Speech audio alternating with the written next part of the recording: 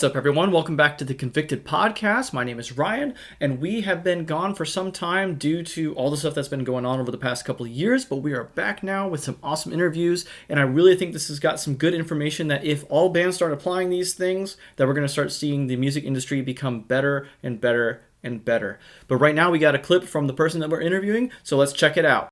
But you can't fight it, just pray for it. Hope that God won't ignore it. The American tribe is such a sin. Don't worry, we can sell you something. What's up, everybody? Thank you for joining us here on the Convicted Podcast. Today, I've got Thomas Filbert from Vratim.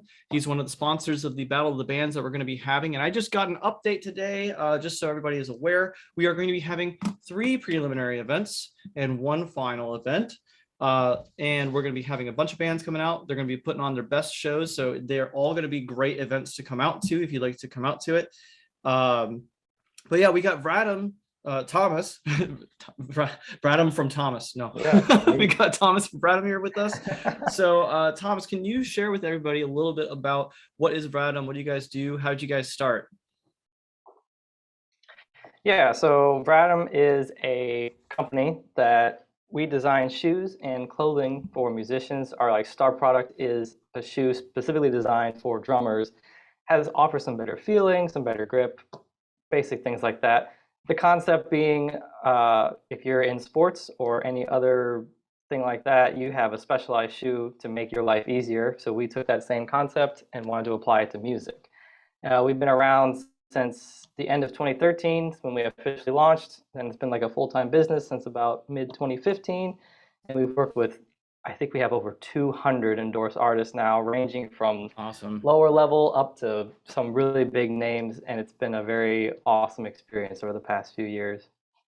Definitely. And then you also have a little bit of on the road experience too, because you're also from Secret Keeper. You mind sharing with everybody a little bit about Secret Keeper?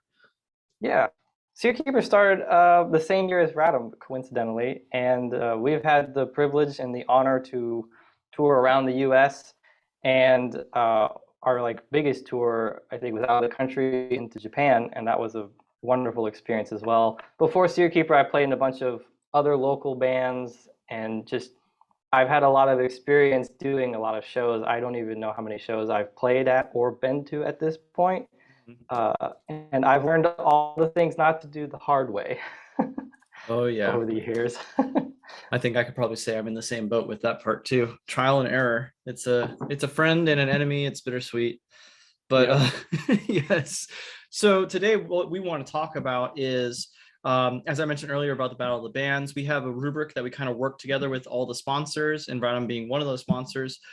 We had them write up part of that rubric, more specifically towards the aesthetic, the presence, the who you are, who's your brand as a band.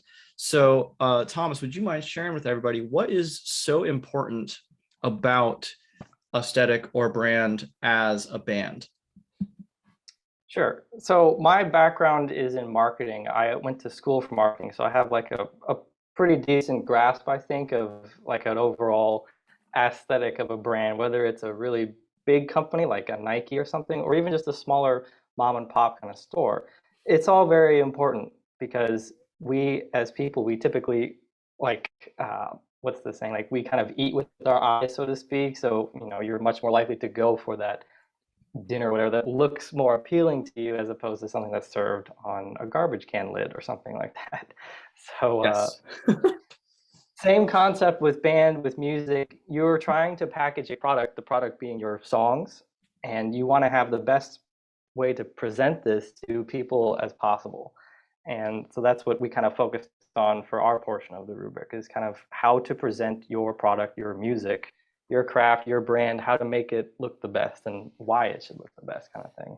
Absolutely. And just to clarify to everybody listening, these are things that, we're judging on them right now for the Battle of the Bands, but these are things that you should really be applying across the board. If you're really trying to take your band up to the next level, being able to perform at more locations, being able to tour, being able to get on touring acts, being able to be the support of a headliner, these are things that you're going to want to take into consideration, because these are things that the music industry takes into consideration when they're reviewing your stuff. So let's go ahead and dive into the first thing that you have written here. It's called online aesthetic. What would you say is an online aesthetic?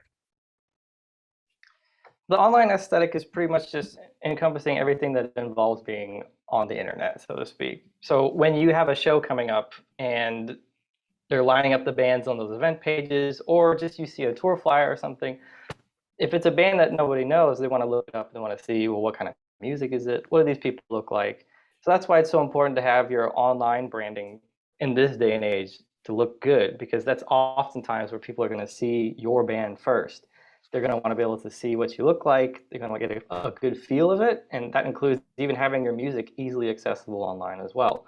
So that's why the online aesthetic is so important. And that's kind of what it really covers in this day and age, everything from your social media accounts, your band's website, even your Spotify or Apple Music. All of that is kind of the online aesthetic. And ideally, it's all going to have a very cohesive vibe to it. So you know exactly, oh, this is ABC band. I definitely can tell. There's the same logo everywhere, that kind of stuff.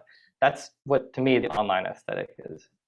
Definitely. I think it can be a little bit overwhelming sometimes when you start branching Yes. out to all the different platforms. You've got and this is different for every band, because if you're active on certain ones or not active on others, it's entirely up to you. But you might have Twitter, Instagram, Facebook, TikTok, Spotify, Apple Music, anything, anywhere that maybe you're using DistroKid or TuneCore to be able to distribute your music somewhere.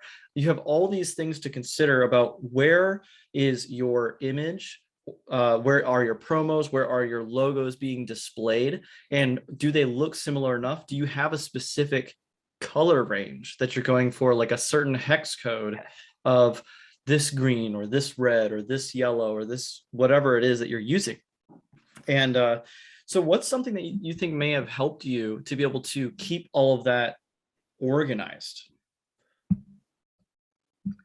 I think the main thing is understanding your band or your brand. And that might be a lot of times when you're starting a business or just any kind of brand, people go at it from a very methodical kind of point of view. They're doing a business plan and they're kind of developing the logo, they're picking all the color palettes, everything like that. Oftentimes, bands don't do that. And that's not necessarily a bad thing at first, because most bands are kind of started out of a want to just play music. There's no one's going to it necessarily trying to be a business. But if you are trying to be a business, and maybe you've been a band for a year or so at this point, it's good to take a step back and kind of evaluate, well, what are we actually doing? What is our sound? Who are we trying to emulate? And you might just start looking at bands first that you like and kind of just start from there. I think that's what's really helped me when, especially with Seer Keeper, we had an idea of, before we even started, we knew we want to chase after this certain kind of look, because it was really impactful. It was that kind of melodic hardcore Tumblr vibe kind of thing. Mhm. And me and Kyle were very impressed by it, so we wanted to have a band that had that. So we already knew what direction we wanted to go, and then it was just a matter of, refining what made Secret Keeper. And it's the same thing Right. with Vratim too. We had a concept. We go, yeah, similar to like a sports shoe. It's going to be very niche, but what is it going to look like? Do we try and be more like a Vans, like really kind of more gritty, or like a Converse? Do we go the Adidas route and be this very like polished kind of big brand look? So excuse me. I think the best place to start is kind of figure out, what do you want to do? And then Mhm. from there, it's a matter of deciding, well, what do you want to be active on, or what do you enjoy most is what you decide to be active on first. That might be the easiest thing to tackle. Yes, you should be active on everything theoretically, but if you don't enjoy TikTok, then don't force yourself to do something or find another band member that maybe likes TikTok or something. There's all kinds of things. But once you kind of know where you're going, then I Mhm. think you can much more easily find a photographer to do promos that has that style that you want to go for, and Right. then do your video work. So when you have something, or even examples, you can show these people that are doing the media for you that you're going to be putting out there online. Go, we want to kind of look like this, and more often than not, someone that's doing these photos or even doing your recordings, go, oh yeah, I can do this. I know exactly what you guys want to do. Thank you for giving me a, something to go Right. off of, rather than just me coming up out of out of thin air. Because I do graphic design work for bands too, and it's kind of a, well, what do you want? And they say, well, whatever you think is good. It's like, well, what I think is good is not necessarily what your band slash brand needs. So I'm going to Right. do my thing, and it might not match well. Like, I would be a terrible person to hire to do a deathcore logo. I'm just going to send you a pile of sticks and pretend that's the logo, and that's not going to be good at all. But Definitely. And I think it's important. Something you noted earlier is like maybe you're just starting out and you don't have answers to these things that we're talking about. Like maybe you don't specifically have a logo or specifically have the color tones and whatever. And that's like he said, oh, totally okay. But if you are trying to pursue it, these are things that you're going to need to start nailing down. And something that I would encourage in keeping everything organized is like if you have Dropbox or Google Drive or whatever. I personally prefer Google Drive. That's just me. I really like how it's organized. Other people oh yeah, prefer different ones. Whatever it is that you use, maybe make a spreadsheet that includes all the different platforms you use, all the different handles, like the at this, at that, and maybe even the URL link to it, because there's different places where when you make a new account somewhere, you need to include the URL link, and you want somewhere that's really easy that you can just go, oh, I know where all that information is right here. And you can just have it on a spreadsheet. And what also helps with that, if you make it a spreadsheet that includes all that information, it's up to you whether you want to have login information on that or not, if you keep it hidden with your band members or whatever. But you can even make it a checklist. Okay, well, we're updating mm-hmm. all of our profile pictures and cover photos. Okay, did I do that on Spotify? Oh crap, I forgot about Spotify. I just did it on Facebook, Instagram, and TikTok or whatever. So like it kind of just helps you keep all Oh that yeah. organized so that everything's cohesive together. I have two things to piggyback off that. Go for it. One is that, like we discussed previously, we do this so often that we don't even realize. Like you mentioned Google Drive or Dropbox, and that is such a normal thing to me at this point. Like I don't even think to mention that, because to me it's just understood. Oh, you should just have all this stuff on a Google Drive. Like we have a Seer Keeper Google Drive. Everything that is Seer Keeper Mhm. is on the Google Drive for every band member, whether it's promos, song demos, it's all there. It's nice and organized. So if someone Right. goes, oh, what is this thing? Or just look it up. Go into the Google Drive and find it. Do that. The second thing, it's like if you don't want to go the spreadsheet route, or maybe if that's just a little too extra layer of something or whatever it might be. If you make a website or if you have an EPK, all this stuff should be on there anyway. And if it's easy to go there, then just use that to access all of your social media accounts too. You might, because some spreadsheets might scare some people. They might be too business-like. That's okay. Just put it all somewhere. The website or your EPK is probably the best place to it. And I think I find myself doing that most often when I go to make a new account, or if I'm needing the Right. social media links. I'll just go to the SeerKeeper website, and I know all of the links are going to be on our Connect page, or they're at the bottom in the footer section, and I can just go through each and every single link we have there, and I can check, make sure everything's doing good. It also just lets me look through the website too to make sure everything's working on our website. So it's I kind of use that method for me, because it kind of takes like two birds with one stone for me at least. But Right. spreadsheets are very useful. You can like really organize things. I encourage using spreadsheets or even just Google Docs. You can just keep track of Yep. things that need to get done I've for the done month. both. Yeah, it's just super helpful. Absolutely. So let's go ahead and move on to the next step. But there's one bullet that you have on this rubric that I want to touch on while moving into stage aesthetic, and that's talking about wish.com. Can you share with us what you're referencing about wish.com and moving into stage aesthetic? So if I'm sure many people know I guess the ongoing joke or the meme about wish.com, where you see the picture and it looks really cool and you buy it and you wait several weeks, or maybe not several weeks, depending on what it is, and you finally get the package and you open it up and it is nothing like the picture, or it is like the picture but a shell of it. It is this weird thing which you just throw in the trash because it's not what you expected. Online it made it look really good, and then you got it in person and it looked not so great, or it was not what you wanted.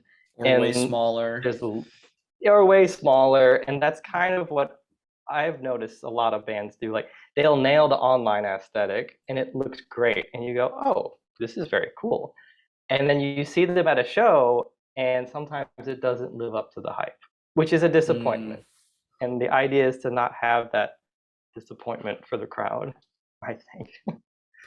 absolutely. Yeah, and it's the same thing when it has like music that is really well produced. This isn't what we're talking about today with what's on this rubric, but just a side note, it's like if you have a really well produced album or EP or whatever, and then you see them get on stage and they just everything sounds like garbage. Like because the amps that because maybe they went to a great studio that had all this high-end stuff, which is awesome. By all means, go for it. But then when they have the show, it's like all low-end stuff and just bad. Yeah. That's not Potential. to say you have to have expensive equipment. It's just No. maybe you need to figure out a way to make what you have work with what you like put out there for your music or something like that. But that's a whole that's a whole different discussion. Definitely. So when you're talking stage aesthetic, what all do you think people should be considering when it comes to stage aesthetic? Because that can mean so much, whether you're in a pop punk Oh yeah. band, a black metal band, or whatever. Like what is like the rule of thumb when it comes to stage aesthetic, like kind of across the board? I think across the board is to I think you need to be consistent with yourself. So whatever you're putting online, looks wise and sound wise, you should try and, do that as well in person. I think that's probably the main thing. Is just be true to yourself, so to speak. And then the second thing is, which is kind of an unfortunate thing in a way, is you have to play to your genre, which is maybe you like a lot of different genres of music, but unfortunately, the masses, when they go to a metal show, they want to see a metal band, and that's just kind of how it is. And it's Mhm. for better or for worse, you're just going to have to, do what appeals your target market, so to speak. Whether you're pop punk, Right. whether you're indie, you're going to have to try and, you want to connect with people, and they want to see something that they connect with as well. And, you know, if it's not your thing, and if you don't want to, it's like, say you're a pop punk kid playing in a metal band and you're not happy, well, maybe you shouldn't be playing in a metal band. As much fun as it might be, maybe it's not your thing, or, maybe you have to do something different and figure out your own pathway, but Right. it's just Develop a it's a new tough one. genre. Yeah, a new genre, pop punk metal. Hey, it could be cool. I mean, didn't Chunk know Captain Chunk? They're kind of a pop And punk. that's what I Maybe. was thinking of. Yeah. Even a day to remember, maybe. But yeah, anyway, it's like this is a tough one to tackle, really. It's because it's so biased too. It depends on who's looking at it. But for Mhm. me, it's just, are you consistent with yourself? Is your stage presence, your looks, how you're dressed, does that match with what is seen online for the band? If you guys look really serious in all your promos, or if you look really happy, then the show is kind of the polar opposite of that. There's like a slight conflict there, and I think that kind of Right. detracts from what people are wanting. You can be loud, neon color, you do whatever you want, and have that online look, but you should try and kind of carry it over to the show as well, in my Right. opinion.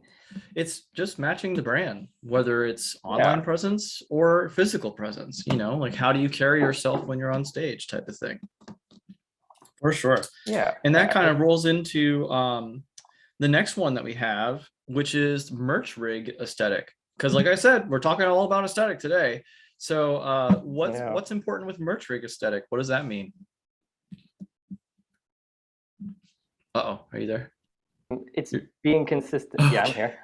here. It froze for a second. Okay. Go for it. Okay. Yeah, merch rig aesthetic is more of the same, just being consistent, because the merch is an extension of your band or your brand, and you want to have your fans be wearing this merch and for other people to see it, and maybe they don't instantly know, but they can get a good idea of what this band is about. And there's always exceptions to things like this.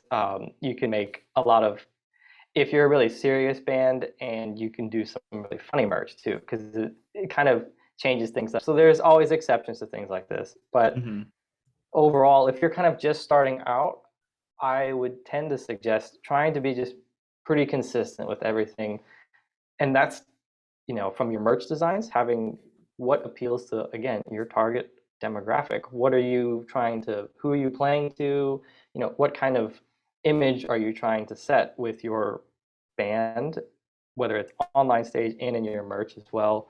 And then also how you decorate your merch table too. That's a very important thing because while this isn't your product is your music, of course, but this is an extension of the branding. And you want to have people, you want to attract them because not only is it an extension of your brand, but this is probably where you're going to be making most of the money as a band, whether it's on a tour or at a show, because the Spotify plays only give you so much. The iTunes downloads only give you so much. Your bread and butter is going to be kind of from your merch, in addition to your, hopefully you're getting guarantees depending on how big you are. But Yep. so Yeah, you because want you to might make have some money something from that's ticket attracting sales. people. Mhm.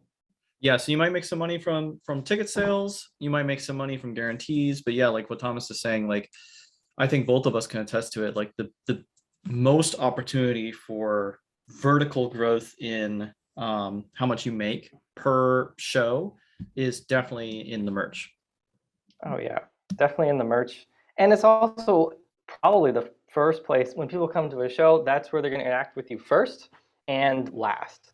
They're going to, so you want to have something that's going to attract people to your merch table so they want to go to your merch table. And again, it's kind of, that's why you have to look good too. It's all part of this packaging.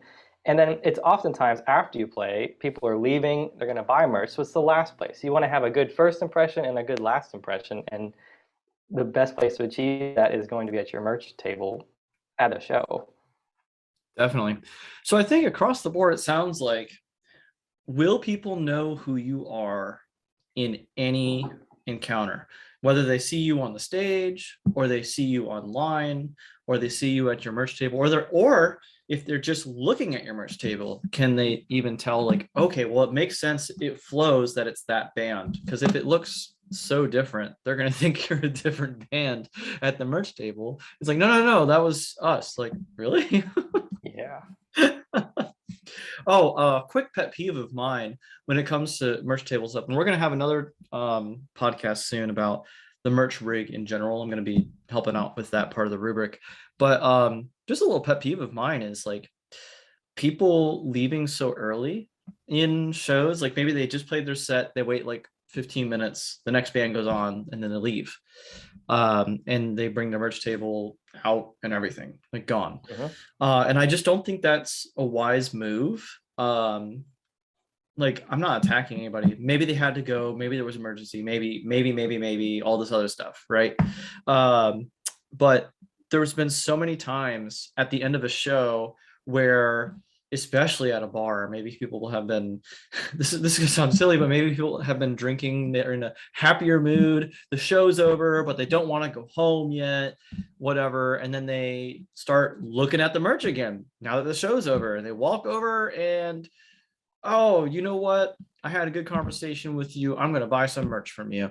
Mhm. And then they just buy merch. And there's been so many times where I've gotten extra sales with other people that have left, or because other people have left. Like they were going around to buy from everyone at the end, but then they weren't there, so they started buying 2 items from each of the bands that were there. There's just people that do that.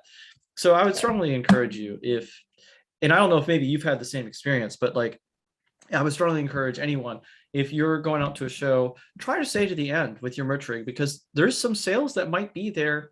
I can't promise it. It's not the same thing for every show, but sometimes you just get more sales. Oh yeah, I've having gone to shows where I wait till the end. I don't want to carry things throughout the whole show, and I'll try and buy something, and the band I wanted to buy something from, they've left already. Mm, Um, and sometimes they'll wait until the very end, but as soon as that last song finishes, they're out, and that's too early too, right. because everyone's just now moving away from the stage, and you've already packed up and left. So I've missed out on merch several times because of that. And then being on the other end of it, I have as well gotten, more sales because we were one of the last bands hanging out. And it's just, it's a good time to hang out and just network as well. Even if you're not selling merch, it's a good place to talk to people and just meet new people. Um, and then Absolutely. I'm Networking gonna say something opportunity. else too. Something to do with the merch table. I should have wrote it down. I guess it's not that important. It's all Um, good. Dang, what was it? Well, while you're Hmm. thinking on that, to anyone listening, if you have any questions about any of these things or any thoughts on it, or would like to add to the conversation, or maybe have some question answered at some point, I would love to do a Q&A podcast at some point and maybe invite certain people back and answer questions that we've received in the comments or emails or wherever you're seeing this. Feel free to comment and we're going to try to check them out and see if we can answer anything that you might have about these things.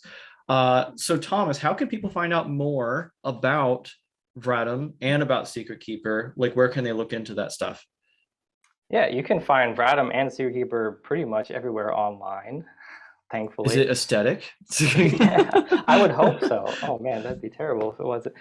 No, I try to meticulously maintain this very like nice look. But yeah, Secret Keeper's on Instagram at Secret Keeper FL, and then on Twitter as well. Vratim's on Facebook, Twitter, Vratim.com, SecretKeeperBand.com. It's pretty much anywhere you can find one or the other. The unfortunate thing with having a band name like Secret Keeper is because it is a fairly common thing, and because there is a character limit on some things, we didn't get the true aesthetic of having the same tag like handle Handle, on every yeah. single site, which is slightly annoying to me. But Vratim has Irritating. pretty much Yes. everything, which is really awesome to me. That makes me feel good.